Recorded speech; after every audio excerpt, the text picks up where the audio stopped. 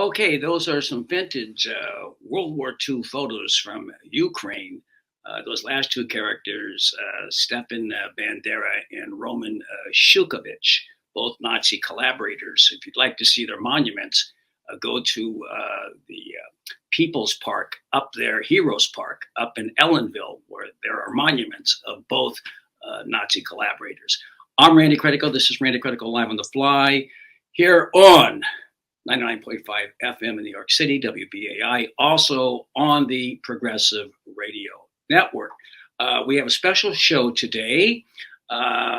Earlier today, this is, by the way, Wednesday. It's not Friday, it's Wednesday.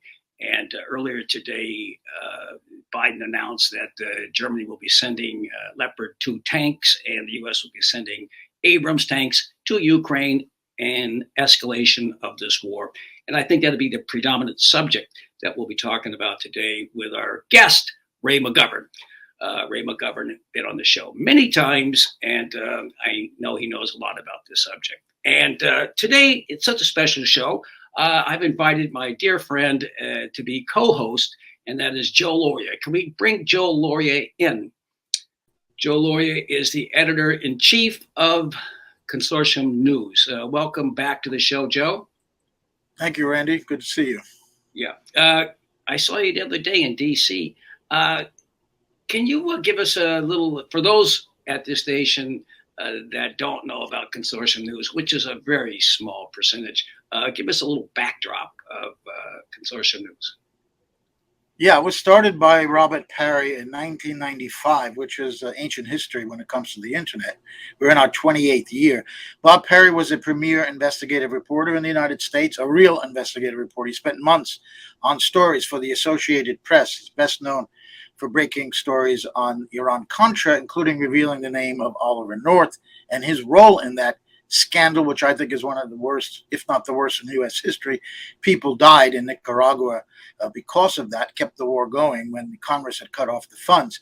Well, Bob had problems publishing that and other stories at the AP. They wanted to spike that story because they thought that he didn't have enough evidence. Obviously, he had plenty of it. They just didn't want that embarrassing story to come out. And in fact, the Spanish Wire of AP put it out inadvertently, and once it got out there, the English Wire had to also publish it. So Bob had other stories spiked, and he quit AP, frustrated with his editors there, who wanted to suppress stories that were critical of U.S. foreign policy. And he went to Newsweek, and the same thing happened. An editor there told him that they couldn't run a certain story because it was not for the good of the country. And he left that and went to PBS, where he did a couple of documentaries, including on the October Surprise story. And then he left PBS Frontline and he started Consortium News in 1995 on the internet, which he knew very little about at the time. And as I said, we're still going for 28 years. And some of the big stories that Bob covered over those years at Consortium News, and the reason it's called Consortium News, by the way, is because it was a consortium of journalists who also had their articles suppressed by their mainstream editors. And Bob wrote about Walter Raymond and the Reagan administration, who ran a PSYOP operation against the American people. He was one of the few websites to oppose the Iraq invasion, and he was most prominently the first really to debunk the Russiagate fraud, as we now know, beyond a shadow of a doubt. But he did that when it was happening in real time. Same thing happened in 2014 in the coup in Ukraine. Bob right away called it out as a coup d'etat backed by the U.S. He highlighted the role of Nazis and neo-Nazis in Ukraine at that time, and he even warned in 2015 that it could lead to nuclear war with Russia, which at the time I thought was a little bit over the top. I thought it was a little crazy what he wrote. But now, when we're in the situation we're in now, he was completely prescient about that 8 years ago. Of course, Bob was slammed and slandered as a Saddam and Putin apologist, etc. And I was one of those reporters in the consortium. I was working for the Wall Street Journal, and I had stories suppressed by the Journal, or parts of stories anyway, about Palestine. And Bob, I gave it to Bob, and he published it. And I began a long association writing for Consortium News and became editor in 2018 when Bob passed away. So we have continued, hopefully, in the same vein that he was doing it. We are very strong on our reporting on Assange and on Ukraine. And for that, especially on Ukraine, we've been banned by PayPal permanently, and NewsGuard has given us their infernal red mark as a site that one should proceed with caution to read. So that's Okay. conservative news in a nutshell. It certainly is. You know, I met Bob Perry at with Ray McGovern when Seymour Hersh received the Sam Adams Award in 2017, and then I met you personally when Jeff Sterling won the award at the Sam Adams Award dinner. So I know right. both of you through Ray McGovern. Ray McGovern's going to join us in 1 second here. We're going to play a little music. This is Shostakovich. I played as much as I possibly can, and we'll be right back with the redoubtable Ray McGovern.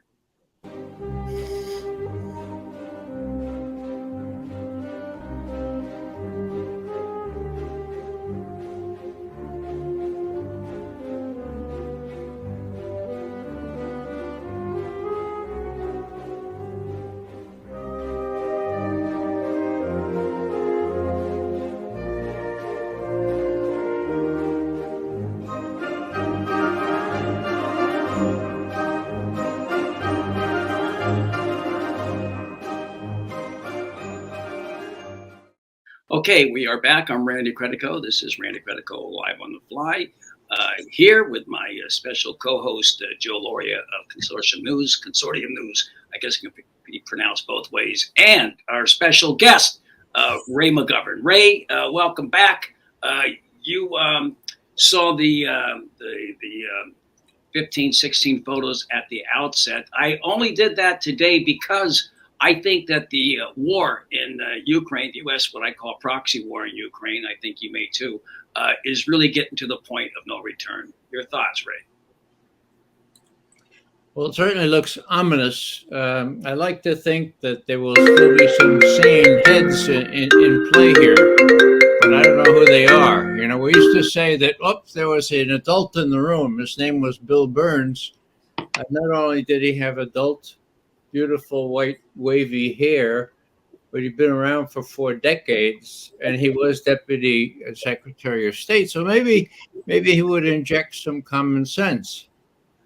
Now, Bill Burns was our ambassador in Moscow. And in 2008, when the rumors started flying that Cheney and Bush wanted to incorporate Ukraine and Georgia in NATO, Bill Burns, our ambassador, got called in by Lavrov, Sergei Lavrov, who was just then appointed foreign minister. He's still foreign minister, as most of you know. He said, "Mr. Burns, do you know what "niet" means?" And Burns said, "Oh, yeah, no. "Niet" means "niet," Mr. Burns. This is a red line for us. Report back to Condoleezza Rice and tell her that if you incorporate Ukraine, we are likely to see a civil war there, and we will have to decide, we Russians, whether or not it's required that we intervene there." Tell her that. Tell her that, and also tell them that we have our own strategic concerns. Now, that was the 1st of February, 2008. As I say, it was Bill Burns. He wrote back, and to his credit, I mean, not many ambassadors do this. To his credit, he appended some ambassador's notes, and he said, the Russians really are very neuralgic about this. All of them, everyone I talk to, and they have these strategic concerns. They have these strategic concerns that really should be taken account of. Whoa. Now, he didn't say that. That's gutsy things. Diplomats don't say that to superiors like Condoleezza Rice, who don't want to hear about it. So here was Bill Burns back on the 1st of February, 2008. 2 months later, 3rd of April, 2008, NATO at a summit. NATO, in its wisdom, says Ukraine and Georgia will become members of NATO. Okay, that's Bill Burns, 2008. You do the math. That's some years ago, right? Now it's 2023. What's he like now? Well, now he says, The Russian attack on Ukraine was completely unprovoked. Give me a break, Bill. I know you're a bureaucrat. I know you like to rise high, and I know you're the CIA director now. But you know damn well, Bill Burns, that it was not unprovoked, and so do the rest of us. I can ring several changes on the unprovoked theme, if you like, talking about intermediate range ballistic missiles and the like, but maybe I'll stop here. All right, well, before I turn it over to Joe, I just want to say this morning, Biden said after okaying the Abrams tanks that this is not meant to escalate the conflict. How ludicrous is that? And then, Joe, you'll take it from here for a few questions. Ray, I'm asking you. Oh, not meant. Well, I don't really think that President Biden is in complete control of his faculties. Every time I see him at the podium, I wonder. I don't know who's controlling him, but I suspect it's those sophomores that I refer to repeatedly, the ones with the ivy-mantled resume. The guy's name, Blinken and not Nod, but Sullivan and those guys who think that they're special because they are elitist and think they can make the world bow to their diktat. I mean, it's been going on 2 years now, right? And we had Sullivan and Blinken disgracing themselves before the Chinese saying, look, you remember the gunboat diplomacy? That's us now, in effect. So, yeah, I don't know who's pulling his strings, but he's not really his own man. And, of course, Putin knows that. That must worry the hell out of Putin, and not only Putin, but Xi Jinping as well. Joe?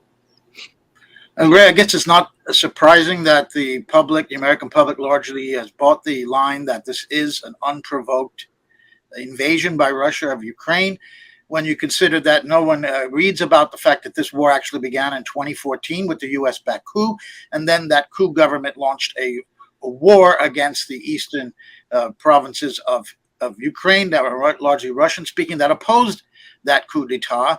And there was then an accord, a Minsk Accords, that were going to leave those Donbass provinces as part of Ukraine but have autonomy as a way to end that war. It was endorsed by the UN Security Council. We now learn that Angela Merkel, Francois Hollande, and Petro Poroshenko, the former Ukrainian president, all said that they were never serious about Minsk. It was a deception of Russia to give time for Ukraine to build up, for NATO to build up Ukraine's forces. It was also treaties that Russia proposed last December 2021, that would have seen NATO withdraw its troops from Eastern Europe and pull back those missiles from Romania and Poland. That was totally ignored by the U.S. So my question is, to me, it appears that the U.S. wanted and needed this war. They let it happen for the reasons, by ignoring the treaties, by not implementing Minsk, by not even being serious about Minsk. And I think they wanted this war to launch their information, proxy, and economic war against Russia, all of which are failing. The information war works only in the West, in Europe, and in the United States. The rest of the world doesn't buy the American story about what's going on there. The economic sanctions have not worked on Russia. The rest of the world is creating a new economic order, a new financial, economic, and commercial order that's excluding the West. Do you agree that the U.S. wanted this war, and how's it going for them right now, Ray? Well, I think you have to discriminate between people in the U.S. The elite, I would say naive, and people who think they really are exceptional. I mean, take Sullivan and Blinken. I believe that they think that they can pretty much run the world, and they act that way. Blinken was as much responsible for the war in Iraq as anybody else, because he wouldn't let anybody get at his master, who happened to be Senator Joe Biden before Iraq, to hear testimony from the likes of Scott Ritter saying there are no weapons of mass destruction in Iraq. So I think this is part of it. They're not real bright, and they don't learn easily. Let me give you an example. At Valdai, the International Forum, It was the 27th of October, I believe. Putin made a long speech, about 40 minutes, and then he took questions for 3 hours and 15 more minutes. It's fascinating watching him take those questions. And he was asked all manner of things. And they asked him about, well, what about China? You know, what about the U.S. and China? They're at loggerheads, just as the U.S. is at loggerheads with you Russians. And Putin said, you know, it doesn't make any sense. I mean, there's no logic to it. I thought for a while, says Putin, there must be some subtle plan here. There must be some devious, but no, I've concluded they're just crazy. They are just crazy to do this, to take on both of the superpowers. I'm looking at them. Oh, yeah. I mean, they are. Do they realize it? I mean, it's hard, but when you're isolated in this little, what do you call it? A little circle that doesn't speak to anybody else or doesn't deign to speak to anybody else, you can believe that you're still exceptional. Last thing I'll say is this. There was a high point in U.S.-Russian relations that very few people remember. Obama was president. The neocons, people who think that the interests of Israel are just as important as the interests of the United States, they did a false flag attack in Syria. It's a long story, but they wanted to mousetrap Obama into starting an overt war with U.S. armed forces.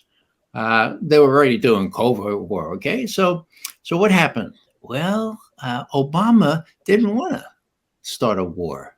And he said that I'll go to Congress. And the neocons got really, really angry and said, no, you don't have to do that anymore. No, you don't have to do that. Well, he went to Congress and then he went to Moscow. He went to St. Petersburg. Why? Because there was an economic summit up there. Now, this is early September 2013. Okay. So he goes and he has a private session with Vladimir Putin. And Putin says, hey, Mr. Obama, remember when we were at Lauria in Northern Ireland in June? Remember how we set up this panel to try to figure out how we could get rid of those Syrian chemical weapons? Guess what? They finished their work. The Syrians are going to destroy all those chemical weapons. You don't have to start a war against Syria. Now, Obama was alone.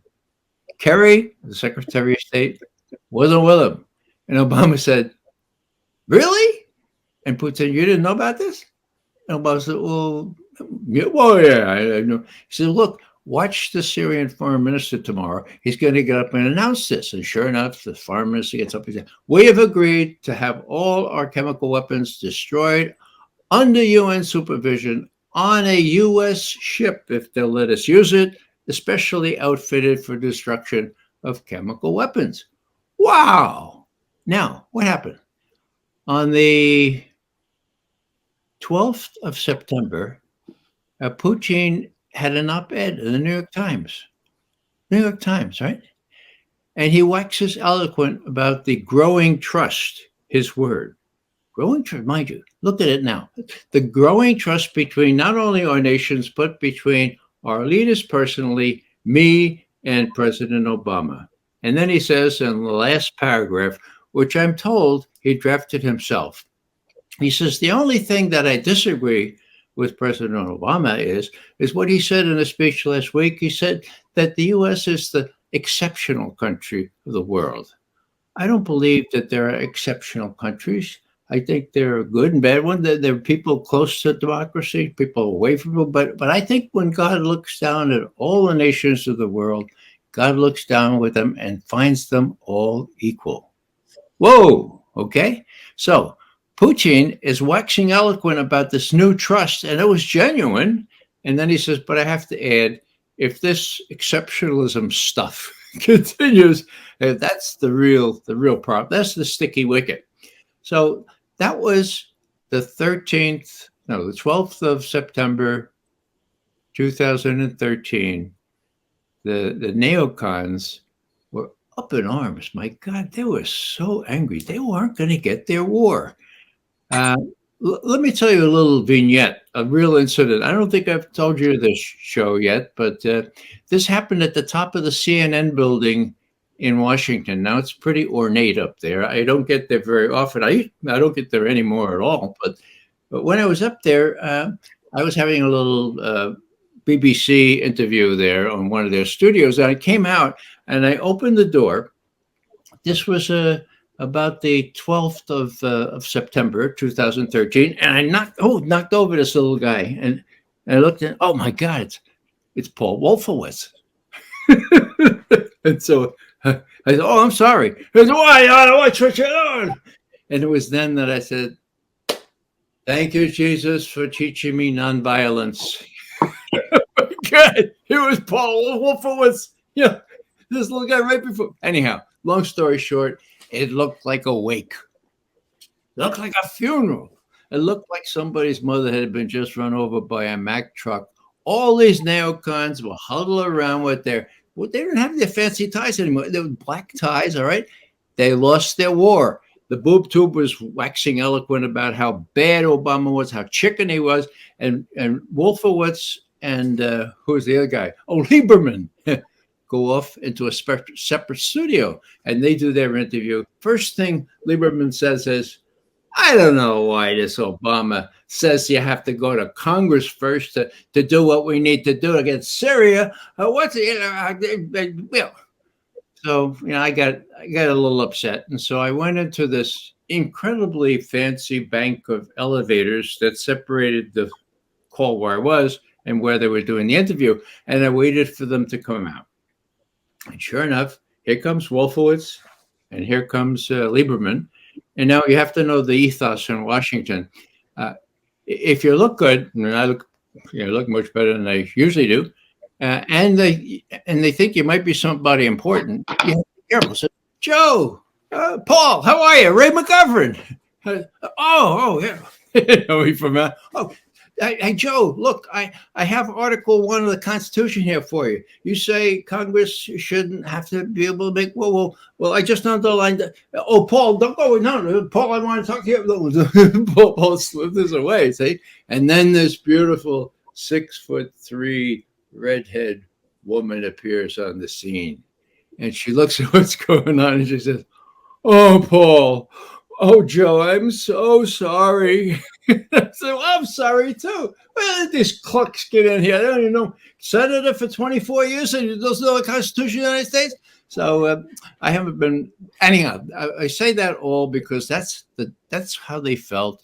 That was early September 2013. 6 months later, boom, what Joe mentions, Kiev, the coup that has been rightly called the most blatant coup in history happens under U.S. tutelage. It was blatant because we have the transcript, we have the audio of a telephone conversation where the Assistant Secretary of State for European Affairs, Victoria Nuland, is talking to Jeffrey Pyatt in Kiev. And they're planning the coup. They're naming the people, and finally, Pyatt says, "But Victoria, Tory, what about the EU? They don't usually like coups." And she says, "F." I'm not going to say it on your program, and she says, "F the word, F the EU." Now, one reason we know it was genuine is because she apologized the next day. Not for the coup, because the coup didn't happen yet.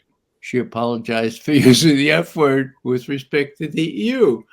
2.5 weeks before the coup on YouTube. So tell me that Americans should be deprived of that information. The show has pointed out it all starts on the 23rd of February with respect to the media seizing Crimea and so forth like that. Americans have been brainwashed, and that's not too strong a word. They don't know what's going on. I'll just finish by a little aphorism from, what's his name? Will Rogers, okay? Listen now. This is the problem, says Will. It ain't what people know. It ain't what people don't know. It's what people know that ain't so That's the problem. And Americans know a lot of stuff that ain't so, and they don't know a lot of stuff that is so, despite the efforts of people like Joe who work day and night to get the truth out. Okay, this is Randy Critical Live on the Fly. We are halfway through the show. We have a lot of questions, Ray. So far, we got one question in. I think we're going to have to do the lightning round at this point. Joe, you can follow up on that question, and this is the lightning round. Okay, you mentioned William Burns before. He's the CIA director. He last week was in Kiev, and a few days later, there's a bloodbath. Several officials have been dismissed in Ukraine, and they say it's for anti-corruption, but there's a lot of speculation that the people around Zelensky have been thrown out on American orders, and that Zelensky's own position might be now very much in jeopardy. It's being compared to what happened in Vietnam when the South Vietnamese leader was overthrown by the U.S. at the beginning of their involvement there. Also, this is combined with these tanks going to Ukraine, which could escalate this war. What do you see going forward? Is Zelensky in danger, and how dangerous are these tanks that are going to be going to Ukraine? Zelensky has been canonized. That's a problem. The corruption is so deep in Kiev that it's hard to figure out who's doing what to whom. The approval of the Abrams tanks to go to it throws a big question mark in the calculus, and I think the bottom line is that there's maneuvering between what I call the Petraeus faction in Washington and the people like General Milley, who seem to have their heads screwed on a little bit more solidly than Petraeus. I heard Petraeus 5 days ago. I happened on CNN, I guess it was. He was suggesting precisely this: buy off the Ukrainians by sending 14 U.S. M1 Abrams tanks, and then they'll have to do it. I just don't know what's going on. What I do know is that the Russians, they have, I want to say they have limited patience, but I've been just astounded by how much patience they do have. They're going to grind away. I think Putin is not going to be overly excited or tempted to be provoked into doing more than this grinding away. Ray, let me ask you this. The 27 years you were at the CIA, they're obviously providing intelligence here. Are they giving false intelligence, doctored intelligence to lubricate this madness that's going on in this Congress? Well, the intelligence, as I point out, I've just wrote something today. If you look at what Avril Haines, who's the National Intelligence Director, and Bill Burns, the head of the CIA, have said over the past month, it's going to be a slowdown now. There'll be a lull over the winter. Avril Haines says, well, now in the springtime, we'll see if the counteroffensive by the Ukrainians will be successful. We don't know, but I'm optimistic about the Ukrainians. I'm pessimistic about the Russians. I mean, they don't have a clue. Okay, we think, at least people who I trust as military specialists, Doug McGregor, for example, we think the Russians are going to have a juggernaut going west, north, and south. And the only question I have is, when will they stop? Would they stop for a reasonable offer to stop? I think they would, but it's questionable about whether anybody in Washington would be able to make a sensible suggestion. Yeah. Well, I mean, we're talking about an existential threat to Russia at this point. How far will they be pushed against the wall? You saw what they did in Stalingrad, in Smolensk, in Kursk. They will not give in. Will they? One of the odd things, and I'm sure, Joe, you noticed this as well. What's that guy's name? Josep Borrell, the chief foreign policy guy for the EU. He gets up this week, and he says, you know, the Russians, boy, they're hardened fighters. They fought off Napoleon. They fought off Hitler. They're going to fight till they're just a formidable foe. Therefore, we have to send more weapons and so forth. I mean, his syllogism is defective. If they're such a formidable foe, and they have the predominance of power in that part of the world, what makes you think that, unlike Hitler, unlike Napoleon, you are going to prevail? Again, it's this craziness that Putin talks about, but nobody else does. These guys are partly, well, they're crazed because they think they're exceptional, and Biden, I don't think he knows which end is up now. He's been back and forth. Petraeus is making these suggestions, and lo and behold, I learned yesterday evening that's the one they went with, not the one that Milley is doing. Milley is saying, well, this is winter. Let's see if we can pick up on some negotiations. I have a clue on negotiations, but I don't want to monopolize the conversation here. Well, you're the guest. You can monopolize it. But Joe, you get a follow-up there. Yeah, one of the by the way. Randy, I want to switch subjects for a second. Classified documents are being found in everybody's house, it seems like. Pence, Trump, Biden. Tell the audience what the rules are in terms of someone who has the highest security clearances like Biden and Trump did. Are they allowed to bring documents home while they're president, or only after they leave office? Do they lose that security clearance? And also, what does this say about overclassification? We don't know what's in these documents, but everything seems to be classified. Even how you can get a parking pass at the NSA was part of the classified files that Snowden put out. What does this say about overclassification? And what are the rules about security clearances and bringing documents home? Good question, Joe. I think the bottom line is that the deep state reigns. The deep state that can classify things, can prosecute people for bringing classified things home. And it's all, trivial in a way. With respect to the president has Secret Service guys all over the place. They're cleared for this stuff, at least the real top secret stuff. Maybe they're told don't look at it, but secure it, for God's sake. Now, the vice president, when he leaves office, he shouldn't have classified documents with him. But yeah, I'm not surprised they do, for God's sake. I don't know what they are. I'd like to know what they are, whether they was a mistake or what.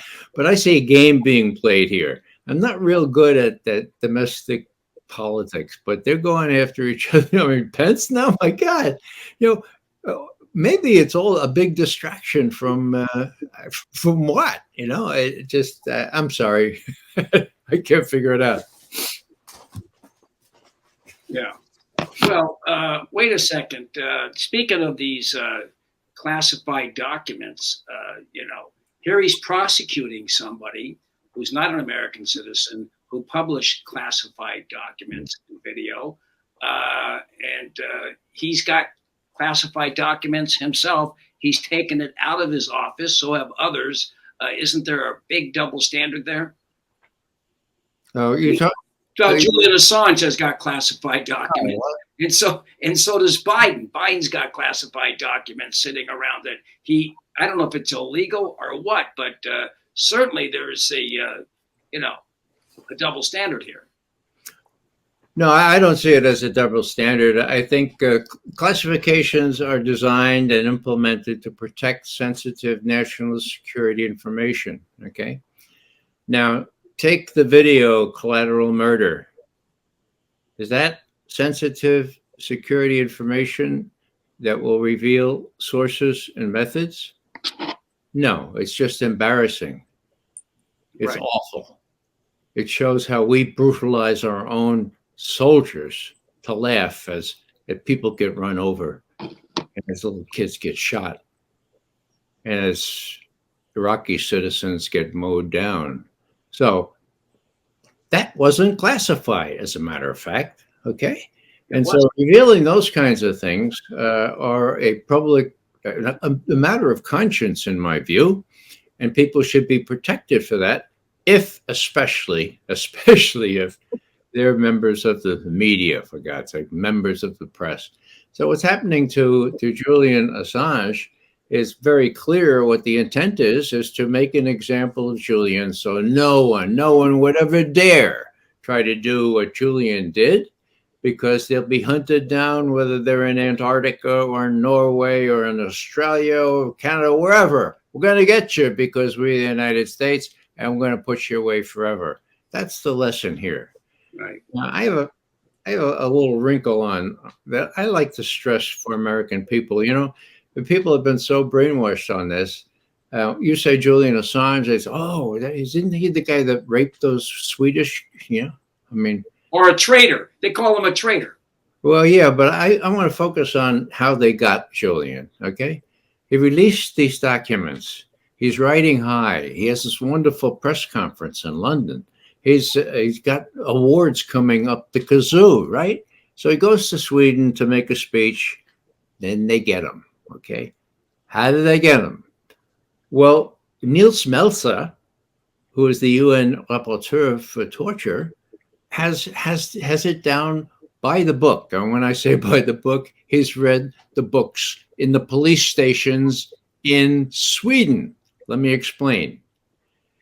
Niels Melzer was reluctant to look into Julian Assange's case. Why? Because he thought he was a rapist.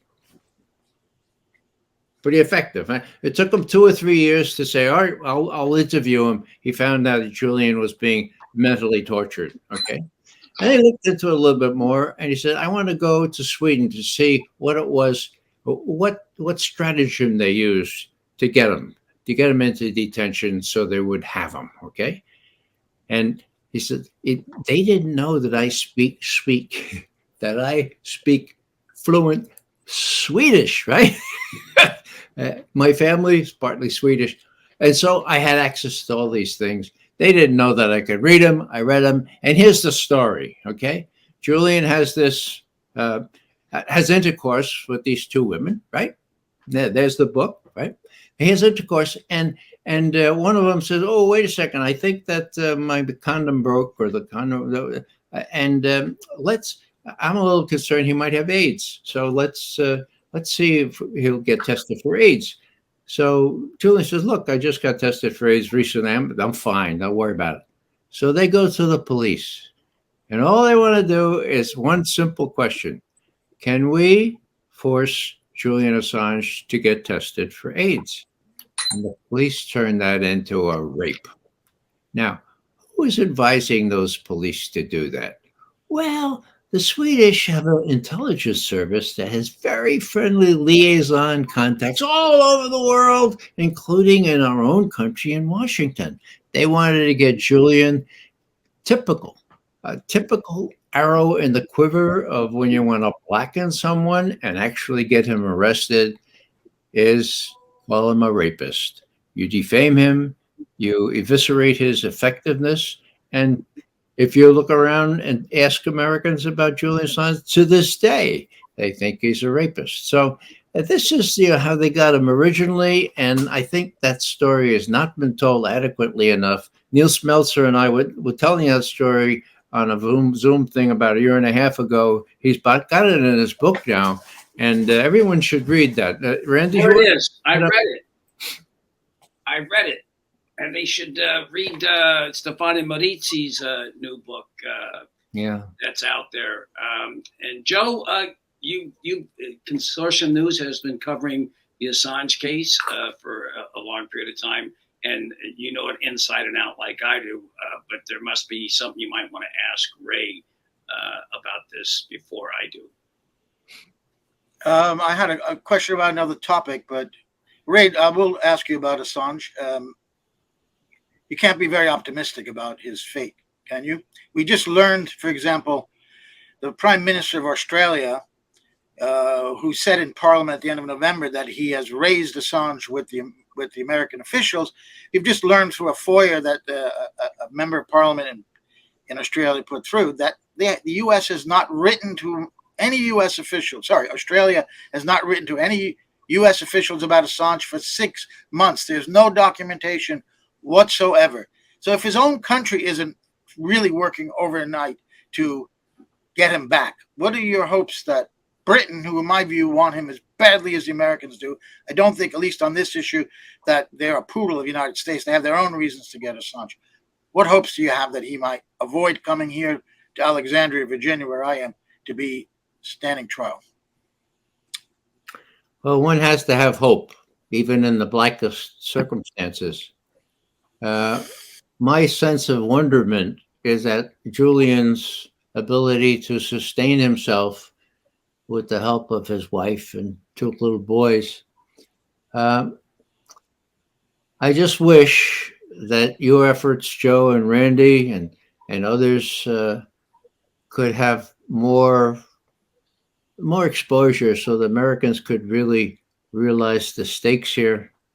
I had visits with Julian when he was in captivity in the Ecuadorian embassy. And one of the things that I remember most, and what really touched me most, was also one of the reasons they hate him. They hate him forever. And that is because it was Julian Assange that enabled Ed Snowden to escape from Hong Kong. Now, Julian called on all his assets, all his contacts, all the people, and had Sarah Harrison come and stay with Ed Snowden at Sheremetyevo Airport there for 6 weeks. And so when I saw Julian, I think it was the last time I saw him, I said, Julian, I admire a lot of stuff that you've done, but none more than getting Ed Snowden away from the clutches of those who would put him away forever. And now Julian's sort of a taciturn fellow, in my view. He's not given to a lot of emotion. He jumped off the couch and he said, yes, yes. We had to make it possible for one guy not to be put away for doing the patriotic thing that Ed Snowden did. And I said, well, how did you do that? He said, well, there's a movie coming out on that. He says, but they look for him with the Hoi Aristoi in Hong Kong. That's not where you hide somebody. And so you probably, I don't want to spoil the movie for you, but that spoke to me. I mean, Julian not only gave up a lot of energy to that, but that's one reason that they hate him so much, frankly, that Ed Snowden was able to escape the clutches of those who would get him, that he's able to do good work now in Russia, and he's got a couple of children now, and his girlfriend stayed with him.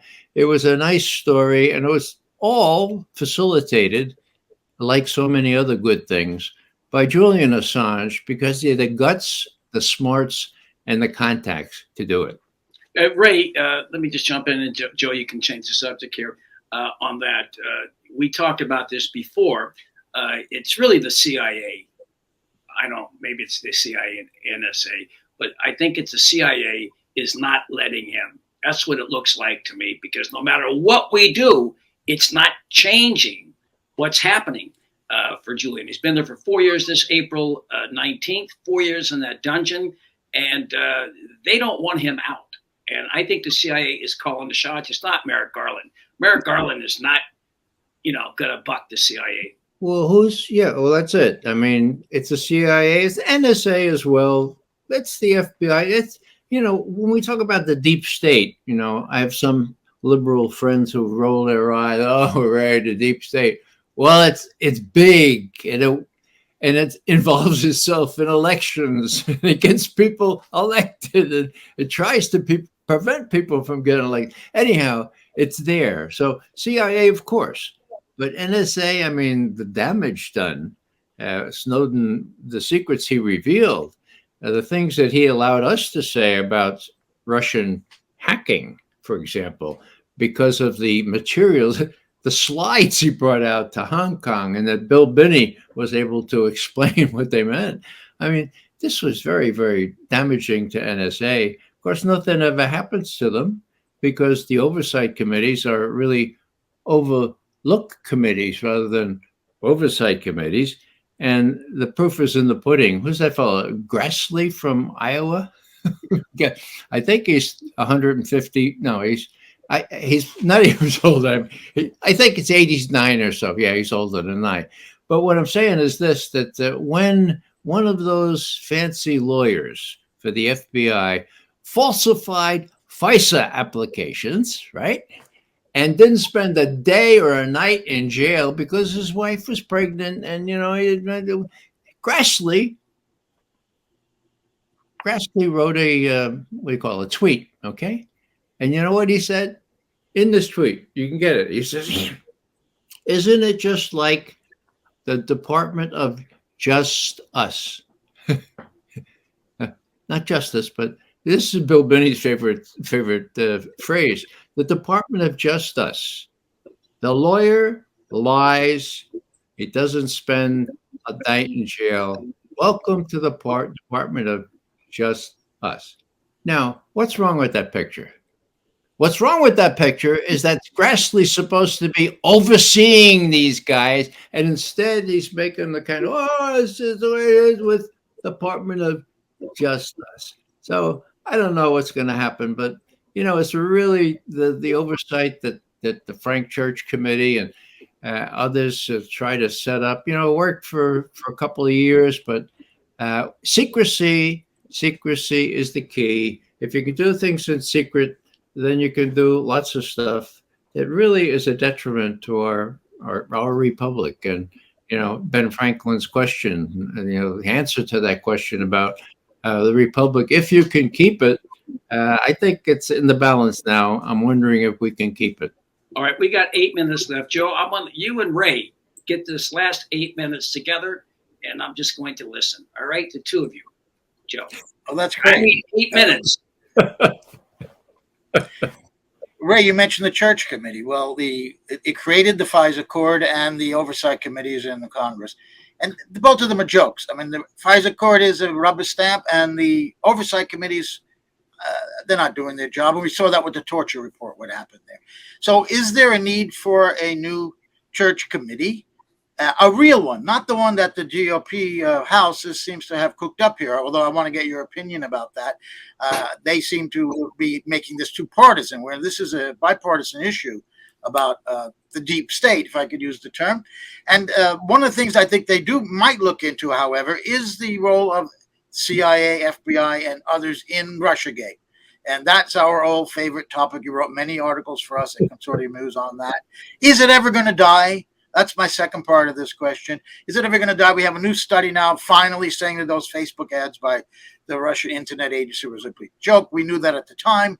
We knew a lot of things. Bob Perry knew right from the start this was a fraud, but it continues to go on, and it's played a role in creating tension with Russia that has led maybe to what's going on now. There's a relationship between Russiagate and what's going on in Ukraine. So those are two parts of the question about the oversight, about the Church Committee.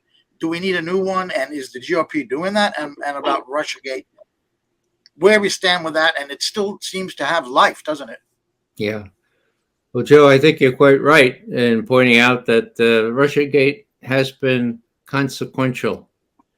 And what I mean by that is that 6 straight years of Russia, Putin, devil, Hitler, Stalin, Putin. I mean, Americans have been brainwashed. I mean, that's the word for it. They've been led to believe that these are really bad people. Not only Putin, but the whole bunch of those Russians, And they have this, history to draw from when the Soviet Union was in place, rest in peace.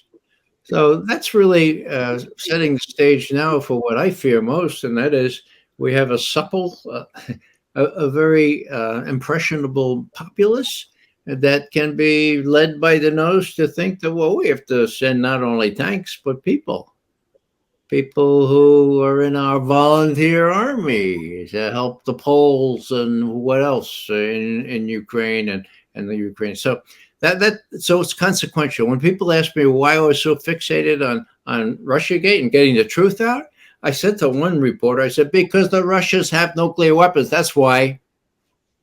He said, oh yeah, wow, okay. Now on the church committee stuff, John Kiriakou wrote a really good article, which you printed in Consortium News Show. I read that and I said, I wonder if that's a little too negative. I mean, there is a chance here. It's partisan, but everything's partisan.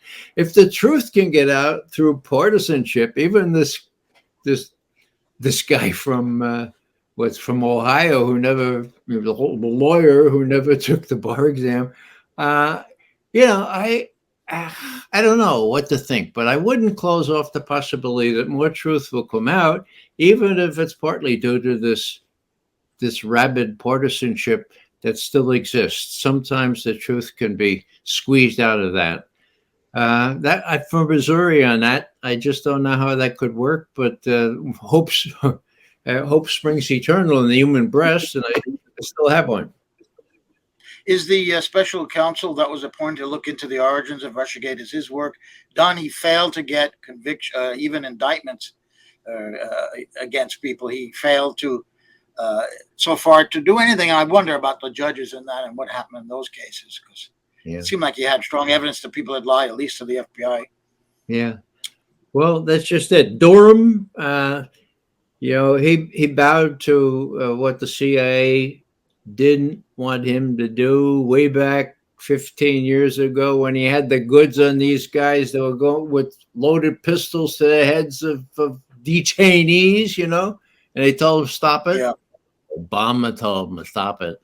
So he's never completely sanguine about the prospects for him doing a good job, but I let myself be hopeful that he would. And then, as you point out, could we expect this? Could we expect this Republican committee to find out things about Russiagate, even if it's a partisan motivation? You hoping for that? Things that you and I know. One thing you mentioned, Bob Perry and Russiagate. Well, the last thing he wrote, Joe, you may remember this. He talked about FBI Gate. Okay, that's when Peter Strzok and his mistress came out, and these blatant things in their texts and everything. It was clearly the FBI doing a job on Trump, and so Bob coined the expression FBI Gate. And if you look at the Twitter disclosures and everything else, well, I mean, hello, you have the FBI former general counsel censoring things in Twitter. My God, So how do we get the American people duly excited about this when they don't know about it? That's our eternal challenge, isn't it? Right. Okay. Listen, there's more questions I want to ask. And can you guys stick around for another 10 minutes? We take and you can get whatever else you want to ask Joe to Ray, because this is not something that happens that often. I'm going to say goodbye to our New York listeners, and you can hear the rest of this on our website, AssangeCountdownToFreedom.com, or on our YouTube channel, which is Randy Critical Live on the Fly. So what we'll do here is take a little break and come right back, and we'll have some concluding questions for Ray or anything. We'll really open it up because, like I said, I have lightning in the bottle. Two of my favorite people on the planet, Ray McGovern and Joe Lauria. I'm Randy Credico. I want to say goodbye to our New York listeners. And as I said, you can watch it actually at those other two sites. We'll be right back after this quick little piece of music.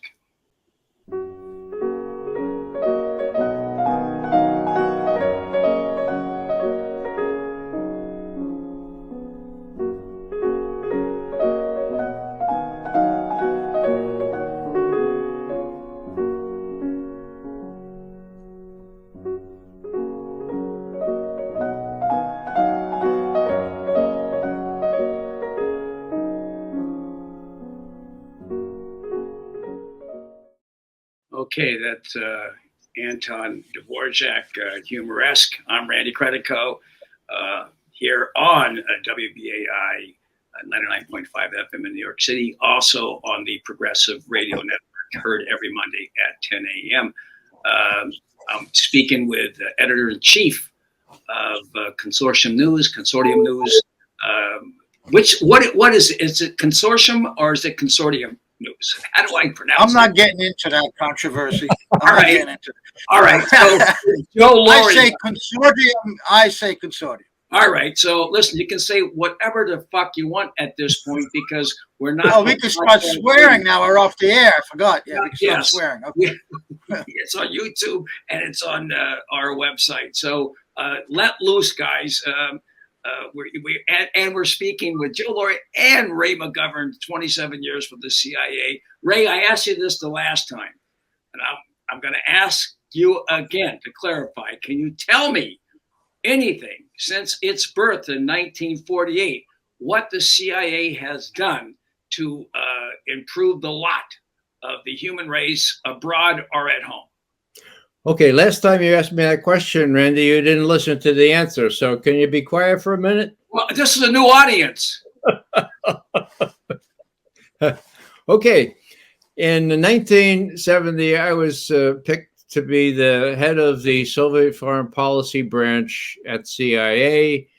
SALT, the Strategic Arms Limitation talks, were about to begin. They began 1970, 1971, all of a sudden it looked like the Russians was becoming very, very serious about this.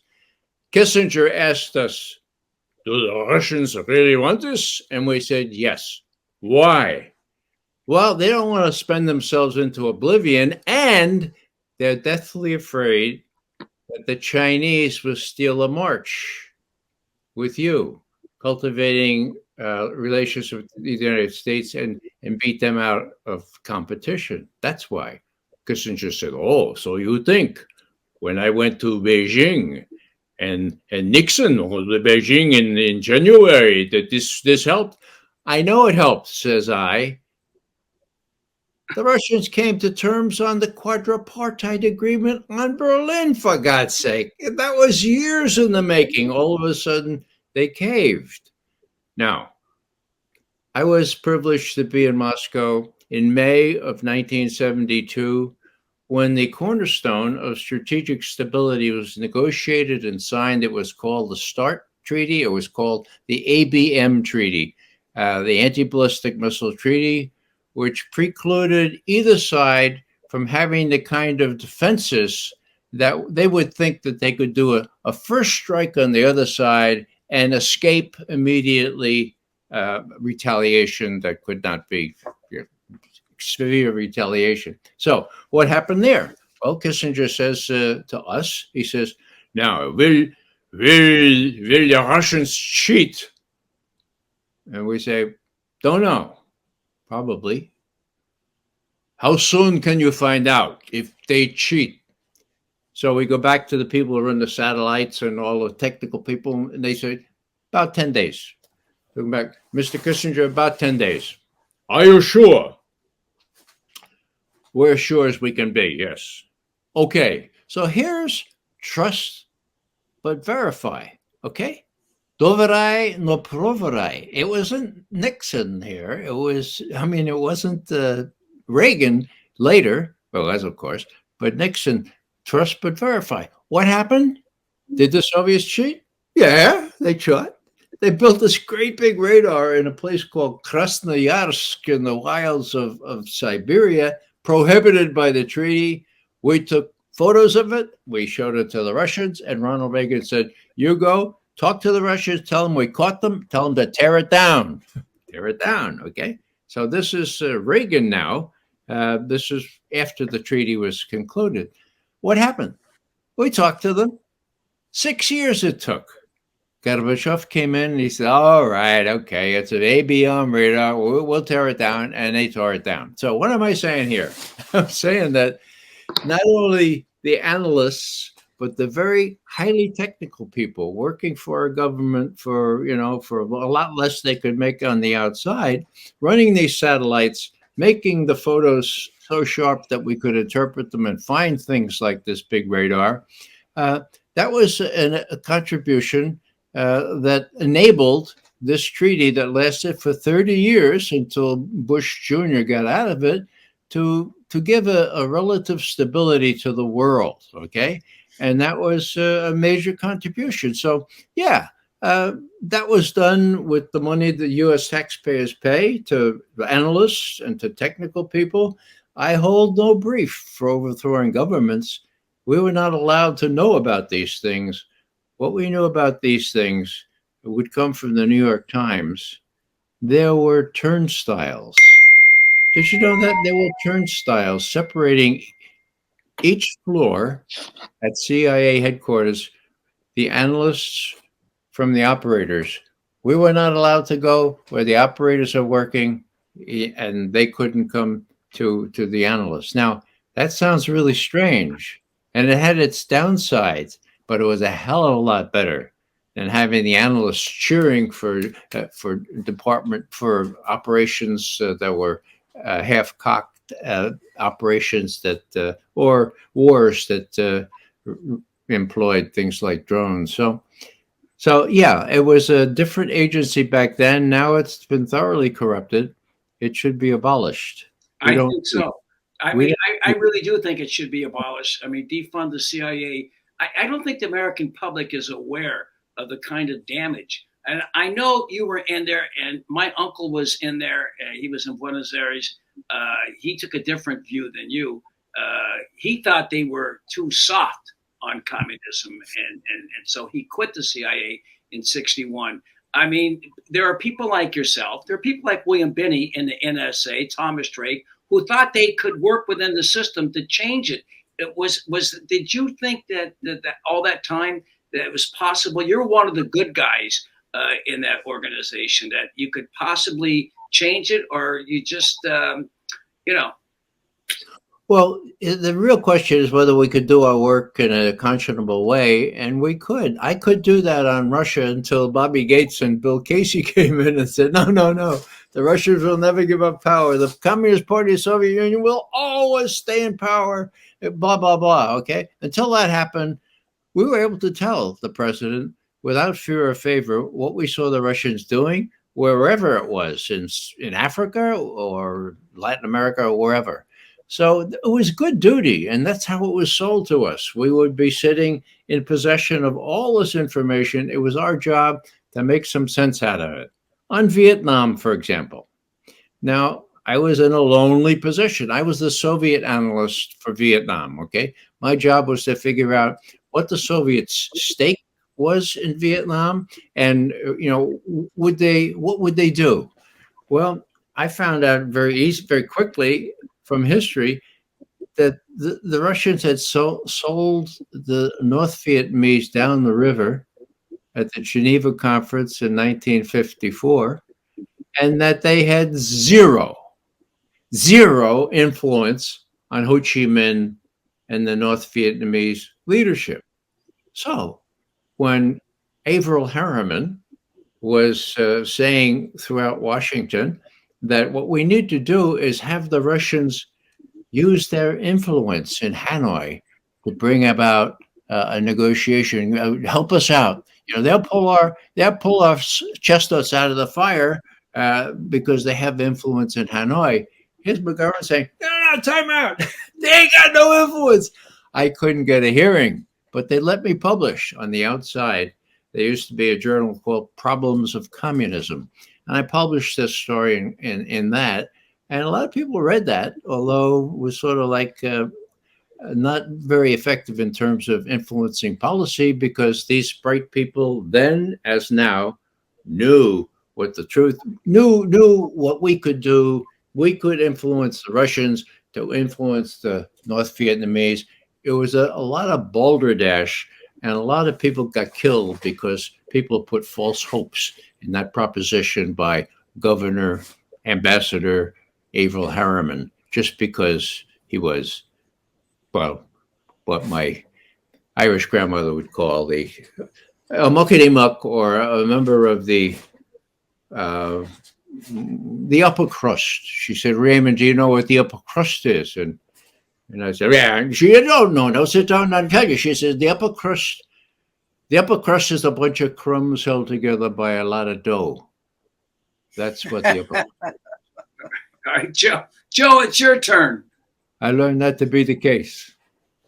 Well, Ray, I wanted to ask you about something in the CIA's history.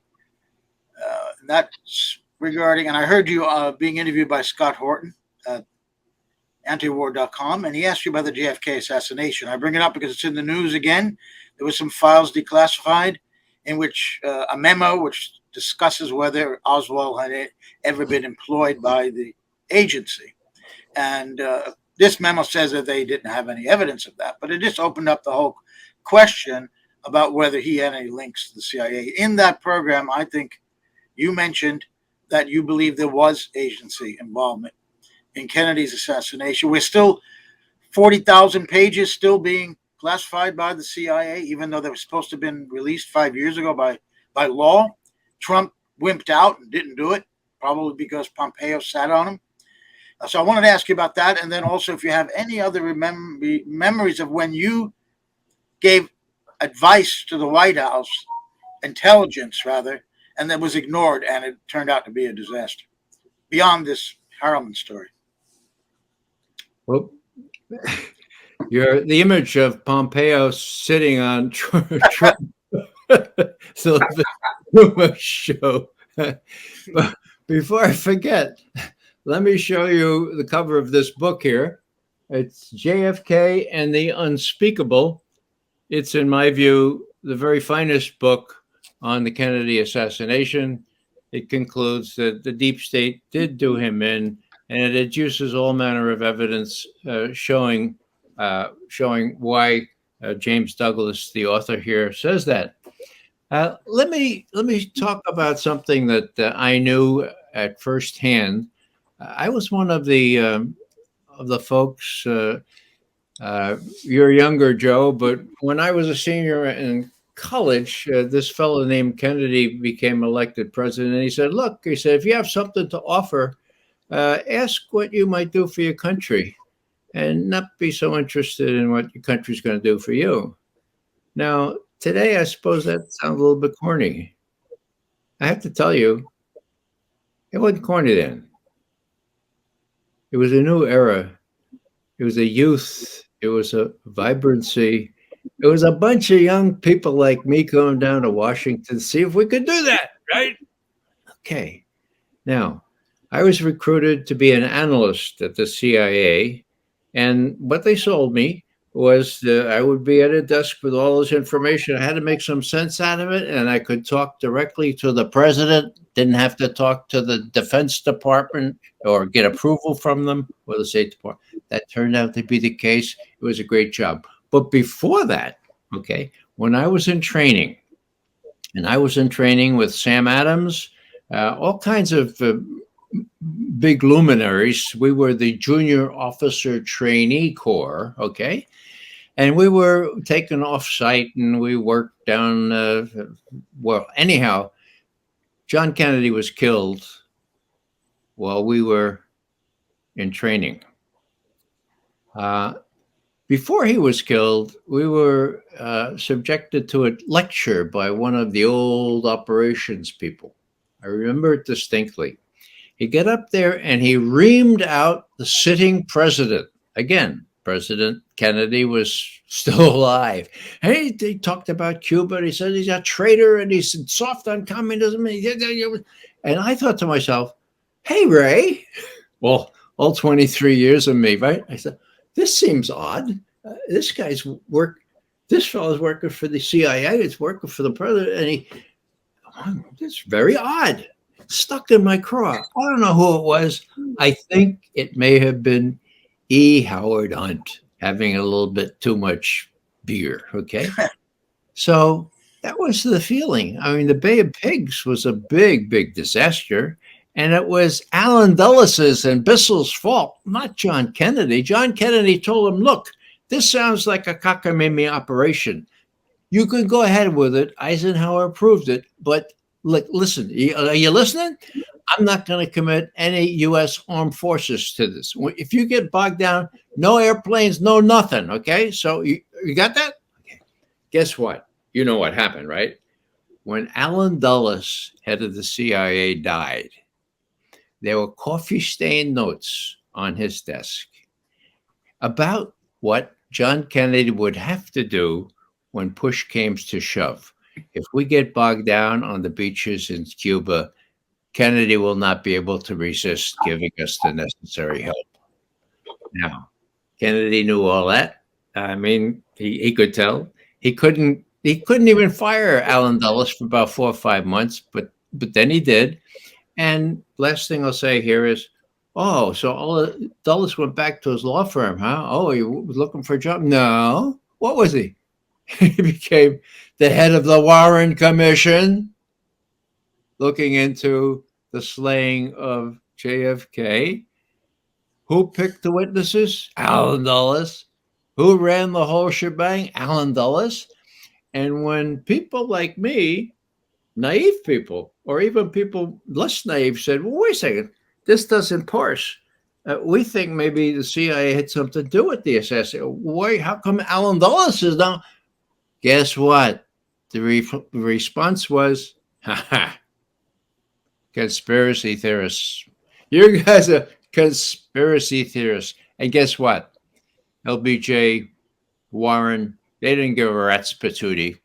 They were happy to have conspiracy theorists dismissed in that way. But that's when that term really got life. And of course, that's twice you used the term patootie, which I've looked up and I cannot find it. I know there were you had Mark Lane with his first book on it, and then you had the Zapruder film, and Dan Rather coming out, and the head went backwards, the head went forwards, but he came out conclusively that it was a single bullet coming from behind, even though the head went like this. But I mean, there's no doubt. But the waters have been muddied so much about the JFK assassination. I mean, is there any scenario that you could come up with that would indicate that Lee Harvey Oswald was up there and acted alone? I don't think he did. But again, I don't research that as much as I do foreign affairs. So I rely on people like James Douglas and his painstaking arrangement of how it all went down, and including Lee Harvey Oswald. It's just, I mean, the proof is in the pudding. As Joe mentioned just 5 minutes ago, Donald Trump, I don't know whether Pompeo sat on him or not, but Donald Trump got up one morning and he said, oh, I was just told that by act of Congress, I have to release the rest of the JFK documents today. And so I'm going to do that. Right. Well, 5 hours later, in the afternoon, he gets up at the same podium and says, oh, I'm not going to do that because the CIA and the FBI says they can't do that just yet. This was 30 years after that legislation. They still couldn't do it, and we're going to revisit it in 6 months. So McGovern makes a little note, check on this in 6 months. 6 months? Zero. Nothing. So, I mean, hello, do you suppose there's something to hide in there? Or maybe I'm being a conspiracy theorist, huh? I think you might be. Actually, Pompeo has lost a lot of weight, Ray.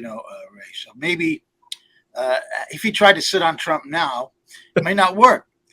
But, there's another book you mentioned, David Talbot's The Devil's Chessboard. And it's a great portrait of Allen Dulles. And what it shows, what he says is that when he left the agency, he basically ran a rogue operation out of his townhouse or out of his house in Georgetown. Mm-hmm. That he was still in touch with active agents, with former agents, and that it was from there that he probably plotted this thing. So maybe it wasn't the agency actively that did it. Certainly not the director at the time. Is that McCord? That was his name? McCord was the director during that time, right? Yeah. He may have known nothing about this. So people will say the CIA was not involved, but it may have been Dulles working out of his house in Georgetown. Of course, Kennedy had said he wanted to destroy the CIA, and he fired Dulles, who then, as you say, becomes head of the Warren Commission. So, I mean, this is such a really still a very important event, one of the most important events in American history, and we may never know. And the fact that they're holding that 40,000 from conspiracy theorists like you, Ray, tells you something, doesn't it? It's extraordinary that we can't find out what happened there. If it was the Russians, if it was the Soviets did it, or the Cubans did it, and they had conclusive proof of that, would they be withholding these documents? Of course not. No, it's it's pretty clear, and as you say, it was such a seminal event in the history of our country. I mean, after all, Kennedy was doing business with Khrushchev in a friendly, non-threatening way. They had a limited test ban treaty. They had all kinds of things going. And when he was killed, that was all over. And we are where we are today. It's just awful. Just to think about the possibilities then, and what we have been degraded into. Right. Well, I got it back just in time. I had to use the patoti. I'm Randy Credico. This is Randy Credico live on the fly with Ray McGovern and Joe Lauria. Let me just, because, consortium news, Ray, I look at them, you actually get an alternative to what you see out there in the mainstream media. And it's such a valuable asset. You actually write for consortium news. I've seen a lot of your articles. How valuable is it, outlets like Joe's consortium news? Well, I think people who know about it are really well educated. I remember being was it Bob Perry? No, I was in Berkeley, and the film about the most dangerous man in America, about Daniel Ellsberg, was being played. And I was with a friend, and Dan was in the back of the theater, and he had this manila envelope. And I said, Dan, this neighbor of my daughter's like to meet you. And so we had a nice little chat. And I said, what's in the folder, Dan? He says, oh, look. And he opened it up. It was printouts of about 15 consortium news articles. And I said, oh, you print them out? He said, yeah, I prefer to read them, and we use up a lot of paper. But I said, are they all consortium media? So I saw Bob Perry when I got back to Washington. I mean, you get somebody like Dan Ellsberg dependent on getting the real scoop from consortium news. There's nothing better. So, my hat's off to Joe, because it was a tough act to follow when Bob Perry died. Bob Perry worked himself too much. Every day was a work day. And Joe has been able to do the job and take an occasional day off, as I understand. And I just hope that he's able to survive longer than Bob did, because it's arduous and it requires a lot of stuff. I'm thinking, Joe, to ask you about that suit you have against that Politico in Canada who defamed consortium news. Yeah. She turned up at Davos, I guess, recently, and she's apparently being groomed to be the next NATO Secretary General, for God's sake. Well, how is that going? What a disaster that would be, Christopher Freeland. Well, we did sue, and unfortunately, the attorney we had filed in the wrong court. He should have filed it in D.C. That's where this Canadian TV network, Global News, has an office.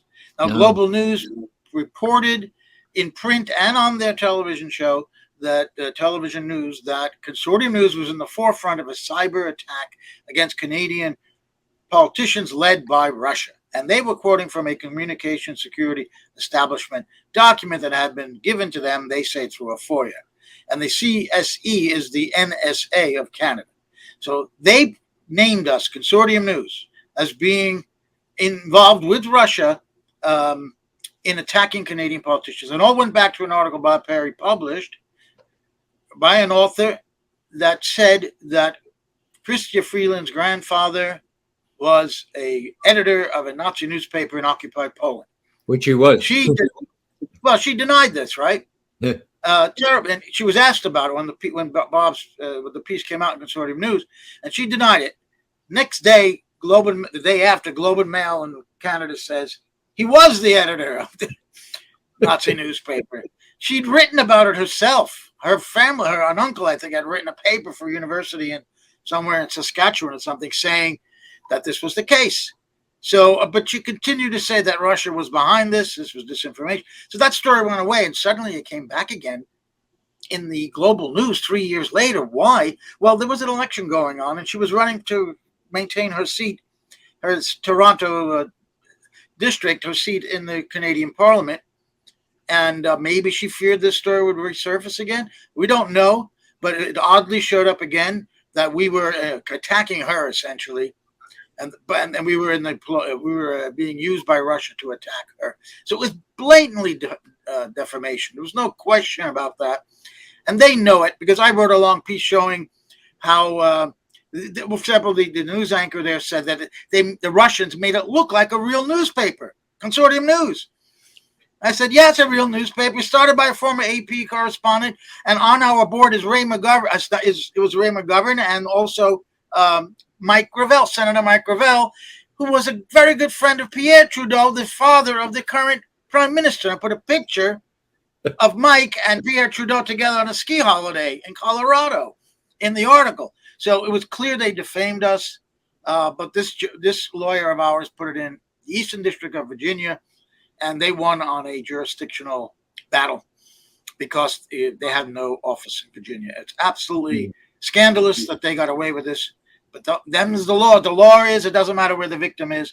It's where the person who perpetrated the alleged defamation is based. And this is the age of the internet. So there's a lot of debate and discussion about doesn't really matter where people are because these articles can be seen anywhere now in the world. So, but it's that was what happened, unfortunately. All right, so I'm going to follow up on that. We're talking about Consortium News, Joe Lauria, where you can actually get a real perspective and comparing that.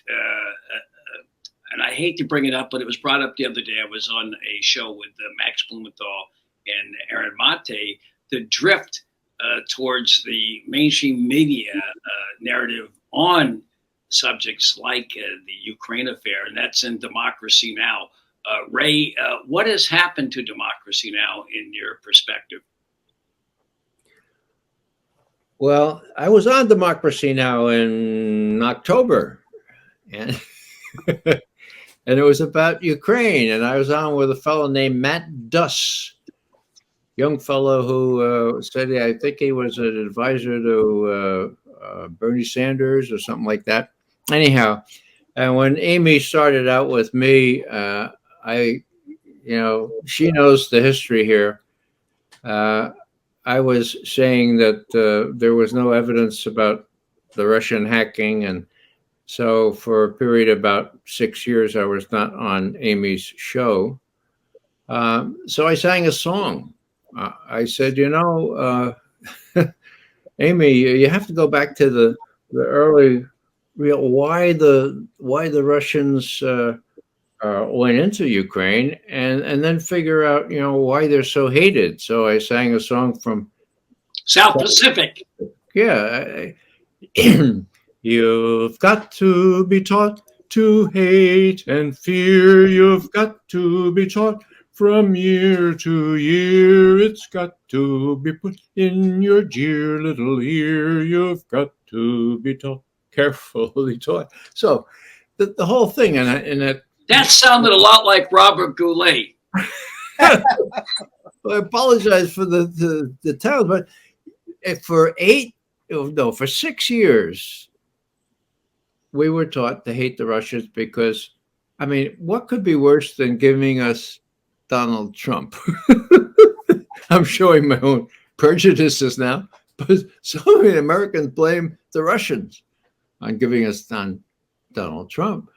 So it was a serious discussion, and I was glad to be invited back. But it had been a long hiatus. She had been depending on people who were violently were pursuing the RussiaGate thing as taught by the deep state, and it was really very unsettling. So I stopped watching. Actually, I stopped listening to Amy, and maybe I'll get back on, but I don't expect to get on. I haven't listened to her I yet. may not be able to Julian finish. Assange. What she did to Julian Assange back on April 10th, 2017 is unforgivable.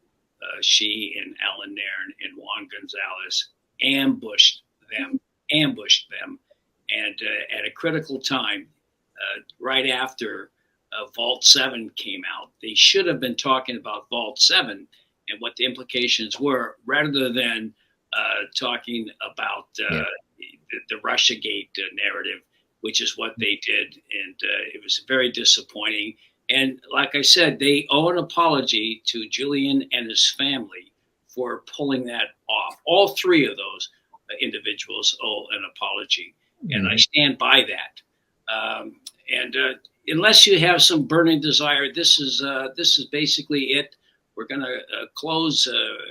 Joe, if you have any last question you want to ask Ray before we sign off, go at it, and not about what's the difference between Longhorn and the Outback Steakhouse. Yeah, that was the burning question. Which one do you prefer, Ray? But I'll just ask you about your health. How you're doing? We know you had surgery some time ago. You look good. Look great, actually. Thanks, Joe. Yeah, I live down in the Triangle area of North Carolina, and the medical care here is superb. I needed a valve job. I had a valve specialist take my little valve and stitch it up, and I feel like I'm 18 years old again. So, hide the women. I'm okay. All right, listen. So Joe, how do people reach you, Joe, or how do people access Consortium News? You go to the website. It's www.consortiumnews.com, one word. We're on Twitter at Consortium News. My Twitter handle is at UNJoe, because I used to cover the UN for 25 years. I still have that handle. And I appreciate you, Randy, for allowing me to talk about Consortium News at the beginning of the show and now. All right. And Ray, people can get you at Ray McGovern, and your website is RayMcGovern.com. That's difficult to remember. RayMcGovern.com. I want to thank both of you. This has been a fascinating, quick hour and a half. We're going to go out now with a little music from Johnny Rivers, Secret Agent Man, dedicated to you, Ray. And then I'll be back with some closing remarks with our great engineer and editor, Kelly Lane. So I'll see you dudes soon. All right, I'm going to say goodbye to you. Good night. There's a man who leads a life of danger. To everyone he meets, he stays a stranger. With every move he makes, another chance he takes, odds are he won't live to see tomorrow. Secret agent man, secret agent man, they've given you a number and taken away your name.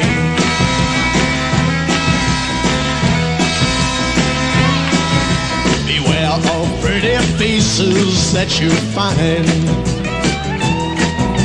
A pretty face can hide an evil mind. Oh, be careful what you say, or you give yourself away. Odds are you won't live to see tomorrow. Secret Asian man, secret Asian man, they've given you a number and taken away your name.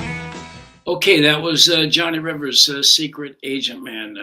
I'm Randy Critical, live on the fly. It's Hans Countdown to Freedom. And before we go, I just would like you to know that the Assange Countdown to Freedom program has been put on hiatus. We've been doing it for 7 years, and we are trying to raise money to continue it. And I never ask, I don't like to ask for support, but if you could support this program, you can donate at AssangeCountdownToFreedom.com. That's AssangeCountdownToFreedom.com. Spell the whole thing out, or RandyCredico.com.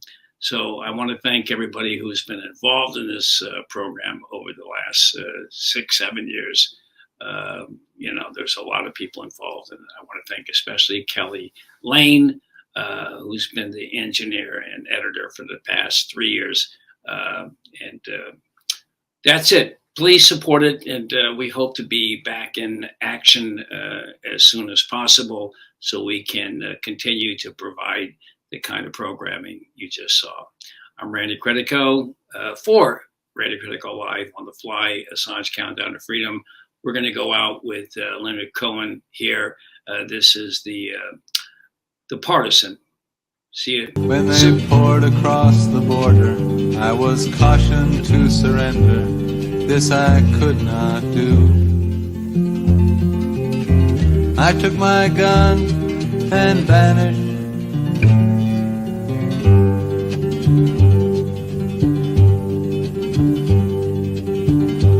I have changed my name so often. I've lost my wife and children, but I've many friends. And some of them are with me.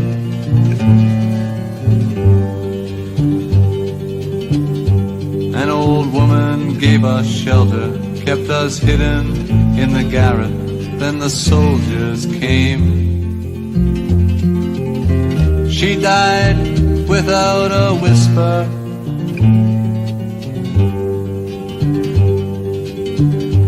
There were 3 of us this morning. I'm the only one this evening, but I must go on. The frontiers are my prison.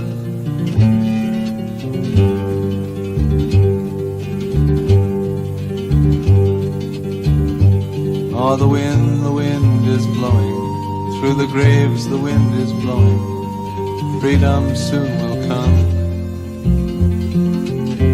Then we'll come from shadow.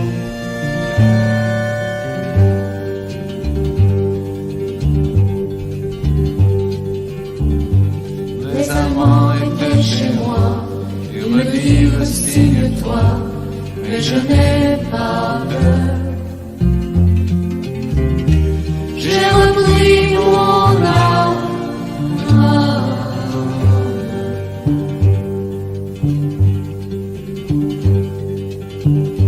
J'ai changé 100 fois de nom, j'ai quelques femmes et enfants, mais j'ai tant d'amis.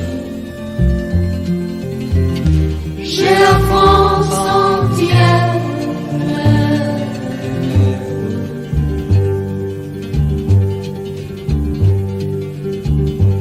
Un vieil homme dans un grenier, pour la nuit nous a cachés, les Allemands l'ont pris. Il est mort sans surprise.